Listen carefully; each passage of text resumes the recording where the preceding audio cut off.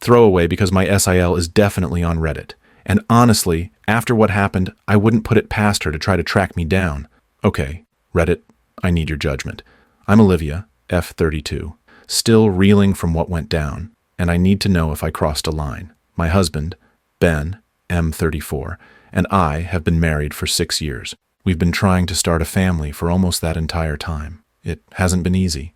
We've been through 3 miscarriages, countless doctor's appointments, and enough heartbreak to last a lifetime. It's been rough, to put it mildly. We'd pretty much given up hope. Ben's sister, Chelsea F35, is, well, she's something else. She's the type who always has to be the center of attention. She's married to Jason, M37, who's a genuinely nice guy, but completely under Chelsea's thumb. Chelsea's always been obsessed with appearances, with having the perfect life, the perfect marriage, the perfect everything. And for years, she's made it very clear that she thinks my husband and I are failing in the perfect family department. She's never been shy about making comments about our childlessness. At first, it was subtle. Little digs, disguised as concern. Oh, you're not getting any younger, Olivia. Maybe you should see a specialist. Or, it must be so nice to have all that free time without kids. I wouldn't know what to do with myself. You know, the kind of passive-aggressive crap that makes your blood boil, but you can't quite call her out on it without looking like the crazy one. But over the years, it got worse. She started openly speculating about our fertility to other family members. I'd hear whispers, catch snippets of conversations. I bet Olivia can't have kids. Maybe they waited too long. Poor Ben, stuck with a barren wife. Yes, she actually used that word. Barren. Like I'm some kind of medieval peasant. I tried to ignore it. I tried to tell myself it was just her insecurity, her need to feel superior. But it hurt. It hurt like hell. Every miscarriage, every negative pregnancy test, every well-meaning but painful question from relatives, it all felt like a reflection of my failure. And Chelsea was there, rubbing salt in the wound, every step of the way. The inciting incident, the thing that really pushed me over the edge, happened about 6 months ago. I received an email from Chelsea. The subject line? Thinking of you. 3 inches I opened it, expecting maybe, I don't know, an apology? A genuine expression of concern. Nope. It was a list of fertility tips, unsolicited, condescending, and utterly infuriating. Things like, relax and it will happen. Oh, really? Never thought of that. Try acupuncture. We had, actually. Have you considered adoption? As if it were some kind of consolation prize. And my personal favorite, maybe it's just not meant to be. I stared at the email, my hands shaking with rage. I wanted to scream. I wanted to call her and unleash every ounce of pain and frustration I'd been holding inside for years. But I didn't. I deleted the email, took a deep breath, and tried to put it out of my mind. But I couldn't. It festered. It gnawed at me. And it fueled something inside me, a desire for, well, I guess you could call it revenge. Update 1. I'm still shaking. I can't believe this is real. After years of trying, after all the heartbreak and disappointment, I'm pregnant. Naturally. No IVF, no fertility treatments, just pregnant. I found out about a month after I got that infuriating email from Chelsea. I almost didn't take a test. I'd been down that road so many times before, seen that single heartbreaking line so many times, that I just couldn't bear the thought of another disappointment. But something felt different this time. A subtle shift in my body, a flicker of hope I couldn't ignore. So I took the test, and there it was. 2 lines, faint, but definitely there. I didn't tell Ben right away. I needed to be sure. I went to the doctor, got a blood test, confirmed pregnant. I was overjoyed, terrified, and, strangely, vindictive. All those years of Chelsea's cruelty, all those snide comments and condescending remarks, they all came flooding back. And I knew I couldn't just let it go. I couldn't just announce my pregnancy like everything was normal. I needed something more. I decided to keep it a secret. From everyone except Ben, of course. I didn't tell my parents, my siblings, my friends, and especially not anyone in Ben's family. I wanted to savor the moment. I wanted to control the narrative. And I admit, I wanted to see the look on Chelsea's face when she found out. The first few weeks were nerve-wracking. Every twinge, every cramp sent a wave of panic through me. I was terrified of losing another baby. But week after week, the pregnancy progressed. The doctor confirmed a strong heartbeat. Everything looked good. Then, about 2 weeks ago, I had my first ultrasound. And that's when I got the real shock. Triplets. Not one, not two, but 3 babies. I almost fainted. I mean, seriously? After all this time, after all the struggle, I was suddenly pregnant with triplets? It was overwhelming, unbelievable, and frankly terrifying. But it also felt perfect. Like the universe was finally giving me a chance to get back at Chelsea in the most spectacular way possible. Keeping the secret was hard, especially as I started to show. I had to wear baggy clothes, avoid family gatherings, and come up with elaborate excuses for why I was suddenly so tired all the time. And then there was the close call. Last week, Ben and I were at his parents' house for dinner. Chelsea and Jason were there, of course. I was about 10 weeks along at that point, and my bump was definitely starting to show. I was in the kitchen, helping my mother-in-law with the dishes, when Chelsea walked in. She looked at me, her eyes narrowed, and said, "You're looking different, Olivia. Have you gained weight?" My heart stopped. I froze, my hands submerged in soapy water. I could feel my face turning red. "Oh, you know," I stammered, trying to sound casual. "Just stress eating. Work's been crazy." She didn't look convinced. She kept staring at my stomach, her expression unreadable. Then, thankfully, Ben walked in, completely oblivious to the tension. He put his arm around me and said, "Honey, you look beautiful. Don't listen to her." Chelsea huffed and rolled her eyes, but she didn't say anything else. That was the moment I knew I couldn't wait much longer. The secret was getting too hard to keep, and the baby shower was just around the corner. Update 2. Okay, Reddit. It's done. The baby shower was yesterday, and, well, it was everything I hoped for and more. First, let me backtrack a little. After that close call at my in-laws' house, I knew I needed to accelerate my plan. I couldn't risk Chelsea finding out before the shower. So I did some digging. I wanted to know if there was any truth to her perfect life facade. And thanks to some discreet questioning of mutual acquaintances, I discovered something interesting. Chelsea and Jason had been trying to get pregnant for years, and they'd been having just as much trouble as we had, if not more. They'd been seeing fertility specialists, undergoing treatments, the whole 9 yards, but Chelsea had kept it all a secret. She'd pretended that they were just waiting for the right time, that they were in no hurry, that it was all easy for them. This information changed everything. It didn't excuse her behavior, not by a long shot, but it did help me understand it. It was all a facade, a desperate attempt to maintain control, to appear perfect even when things were falling apart, and also a lot of jealousy. Armed with this knowledge, I felt strangely empowered. I was no longer just a victim of her cruelty. I was someone who held a secret that could shatter her carefully constructed world. The baby shower was held at a restaurant. Chelsea, of course, had planned the whole thing herself. It was over the top, extravagant, and utterly her. Pink and blue decorations everywhere, a mountain of gifts, a ridiculously expensive cake, the whole 9 yards. I arrived late, deliberately. I wanted to make an entrance. I was wearing a dress that subtly showed off my bump, but nothing too obvious. I wanted to keep them guessing. Chelsea greeted me with a fake smile and a condescending, "Oh, Olivia, you made it." We were starting to think you weren't coming. I just smiled sweetly and said, "Wouldn't miss it for the world, Chelsea." The shower proceeded as expected. Games, gifts, small talk. Chelsea, of course, was the center of attention, basking in the glow of everyone's admiration. She kept making pointed comments about how excited she was to be a mother, how natural it all felt to her, how she couldn't wait to meet her little one. And then it was time for the gifts. Chelsea sat in a large throne-like chair, surrounded by a mountain of beautifully wrapped presents. She opened each one with exaggerated enthusiasm, oohing and eyeing over every onesie, every blanket, every ridiculously expensive baby gadget. And that's when I made my move. I stood up, cleared my throat, and said, "Chelsea, I have one more gift for you." Everyone turned to look at me. I walked over to her, holding a small, flat package wrapped in plain white paper. It looked insignificant compared to the other gifts. "It's not much," I said, "but I thought you might appreciate it." She took the package, her smile faltering slightly. She ripped it open, expecting, I don't know, a gift certificate, a piece of baby jewelry. Instead, she found a framed picture, a sonogram picture. But not just any sonogram picture. This one showed 3 tiny babies. Her face went white, her eyes widened, her jaw dropped. She stared at the picture, then at me, then back at the picture, her expression a mixture of shock, disbelief, and pure, unadulterated horror. The room was silent. You could hear a pin drop, Then I spoke. My voice was calm, steady, and utterly devoid of emotion. "Surprise, Chelsea," I said. "I'm pregnant. With triplets.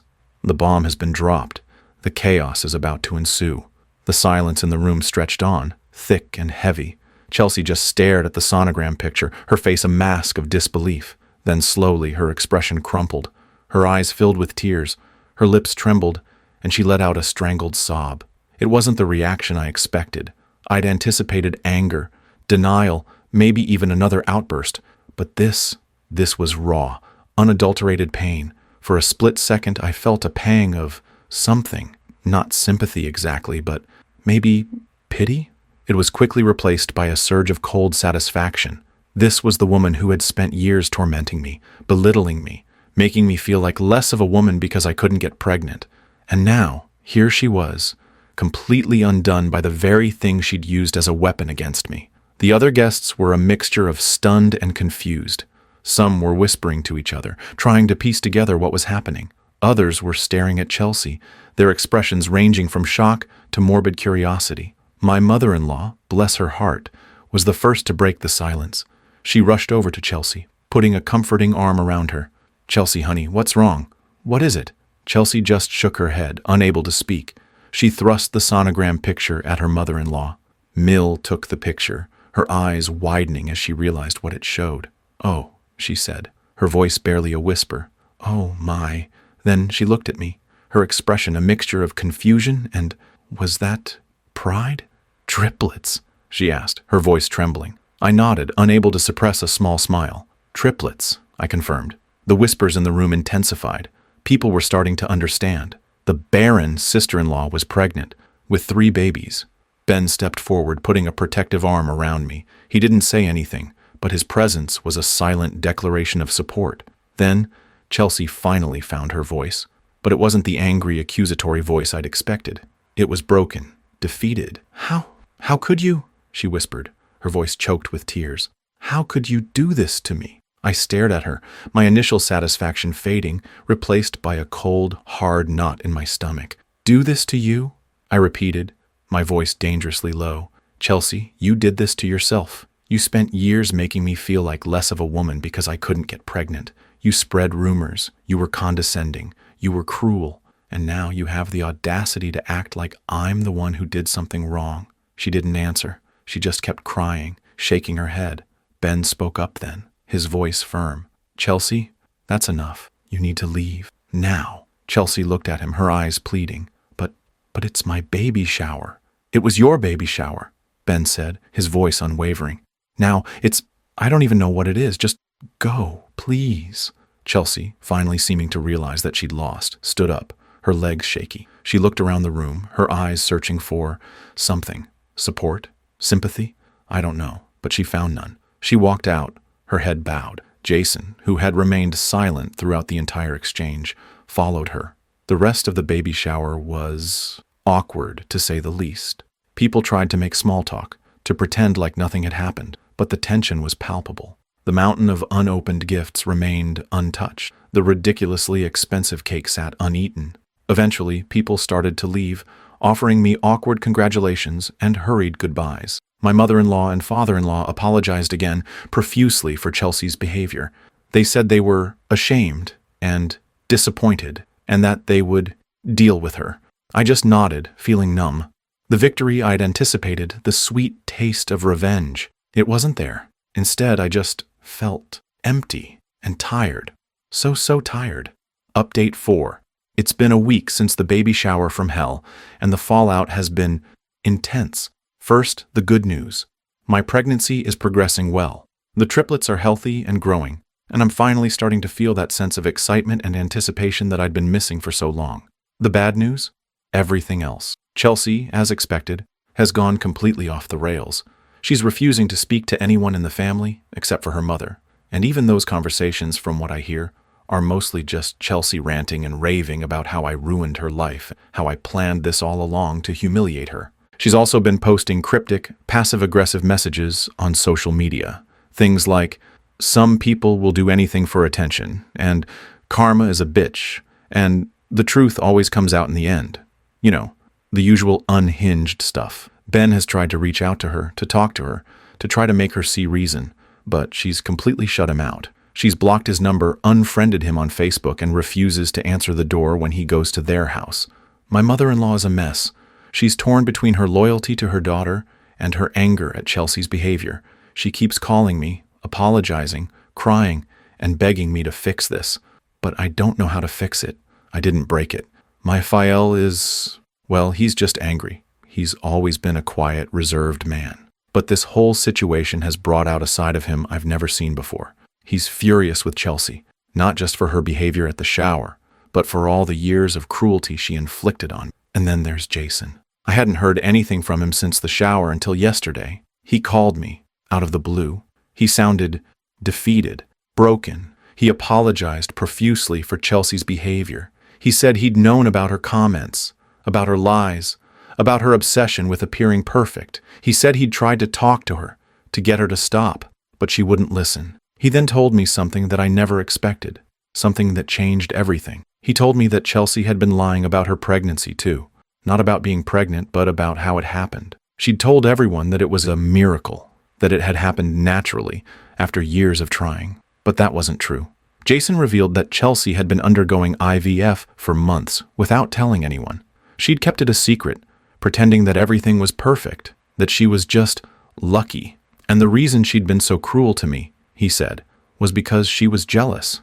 She was jealous that I'd gotten pregnant naturally after all her struggles, and she couldn't stand the thought of me winning. I was speechless. I didn't know what to say. Jason continued. He said that he was leaving Chelsea. He couldn't take it anymore. The lies, the manipulation, the cruelty. It was too much. He said he'd realized that he'd been enabling her behavior for years, and he couldn't do it anymore. He ended the call by saying, "I'm sorry, Olivia. I'm so sorry for everything." And then he hung up. I sat there, staring at my phone, my mind reeling. I don't even know what I felt. Sadness, pity, anger, a strange mix of all three. Update 5. I will go low contact with my husband's family. I didn't realize the level of toxicity until it blew on my face. I was wrong. Things can get worse. So much worse. I got a call a week after from County Hospital. It was about Chelsea. The nurse on the phone told me, her voice strained and full of a professional sympathy that didn't quite mask the horror, that Chelsea had been admitted, that she had lost the child. My breath hitched. Even after everything, even with the anger still simmering, a cold dread washed over me. No one, not even Chelsea, deserved that. The nurse continued, explaining that Chelsea had suffered a severe complication, a placental abruption. They had tried everything, but the baby hadn't made it. I felt numb. I mumbled something, probably an inappropriate platitude, and hung up. I sat there staring at the wall, the phone still clutched in my hand. Then the guilt hit. It was irrational. I knew it was irrational. I hadn't caused this. I hadn't wished for it. I hadn't wanted it. But the voice in my head, the one that sounded suspiciously like Chelsea, whispered, "This is your fault. You did this." Ben found me like that, hours later, still sitting in the same spot, staring at nothing. He took one look at my face and knew. He didn't ask, just pulled me into a hug, and I broke. I sobbed. I sobbed for the lost child, for the shattered illusion of Chelsea's perfect life, for the years of hurt and anger, and for the twisted, broken part of me that felt responsible. Ben just held me, whispering, "It's not your fault. It's not your fault." The next few days were a blur. The family, what was left of it, fractured even further. My mother-in-law, understandably, was devastated. She called me, not to apologize, not to offer comfort, but to blame.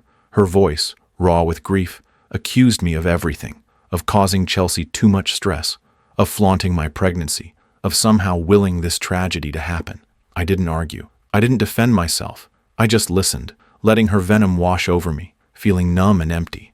My FIL, surprisingly, called me later that day. His voice was quiet, resigned. He apologized for his wife's words, for Chelsea's behavior, for everything. He said he understood if I never wanted to speak to them again.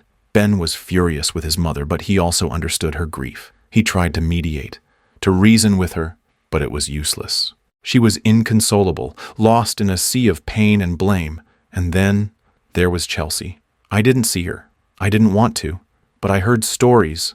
Snippets of information passed through the fractured family grapevine. She was refusing to see anyone except her mother. She was blaming me, of course. But she was also blaming Jason, her husband. She was blaming the doctors, the hospital, the universe. The worst part, the part that made my stomach churn, was that some family members were starting to believe her. Not overtly, not publicly, but in whispers, in sideways glances, in the way they avoided my eyes. The perfect family, the one Chelsea had so desperately tried to maintain, had imploded. And I, the Barren sister-in-law, was somehow the villain. I know it's their coping mechanism. But Ben and I have decided to go low contact with his family. He is also enraged that I'm blamed for everything, and not supporting me is out of option. I'm exhausted, Reddit. Emotionally, physically, mentally drained. I'm pregnant with triplets, a miracle I never thought possible, and instead of joy, I feel this emptiness, this guilt, this overwhelming sense of loss. I don't know what the future holds. I don't know if our family will ever heal. I don't know if I'll ever be able to forgive Chelsea or if she'll ever be able to forgive me. Not that I need it, but I do know this. I will protect my children. I will love them fiercely, unconditionally, and I will never ever let anyone make them feel like they are less than perfect, just the way they are. I might update later, or I might not. I need a break. That's all for this story. I'll be back with another one. If you haven't already, please consider subscribing to the channel. It motivates me to create more content like this.